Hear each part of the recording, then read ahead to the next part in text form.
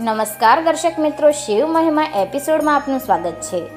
દર્શક મિત્રો, પવિત્ર શ્રાવણ માસ ચાલી રહ્યો છે એટલે શિવ મંદિરો હર હર મહાદેવ અને ઓમ નમઃ શિવાયના નાદથી ગુંજી રહ્યા છે. ત્યારે આપણે આ શિવ મંદિરો પાછળના ઇતિહાસ અને લોકવાયકા તરફ એક નજર કરીશું. બનાસકાંઠા જિલ્લાની જીવાદોરી સમાન બનાસ નદીના તટને અડીને ડીસા બનાસ નદીના પુલ નજીક મહાદેવિયા નામનું ગામ આવેલું છે. અહીં વિશાળ મોટું શિવ મંદિર આવેલું છે.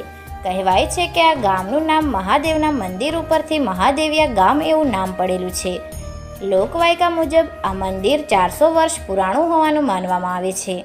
અહીં વર્ષો પહેલાં ભગવાન ભોળાનાથનો એવો ચમત્કાર થયેલો કે મંદિરમાં પિંપળનું એક પાન મૂકવામાં આવેલું, જે પિંપળનું પાન સોનાનું બની ગયું હતું અને ત્યારથી આ મંદિરનું નામ સોનેશ્વર મહાદેવ રાખવામાં આવેલું. ચમત્કારી મંદિર નદી તટ કિનારે રમણીય વાતાવરણ વચ્ચે શોભી રહ્યું છે. અહીં સમગ્ર બનાસકાંઠા જિલ્લામાંથી શ્રાવણ માસ દરમિયાન હજારોની સંખ્યામાં શિવભક્તો શિવજીના દર્શનાર્થે આવે છે. મહાશિવરાત્રિના પવિત્ર પાવન દિવસે અહીં ભવ્ય મેળો પણ ભરાય છે.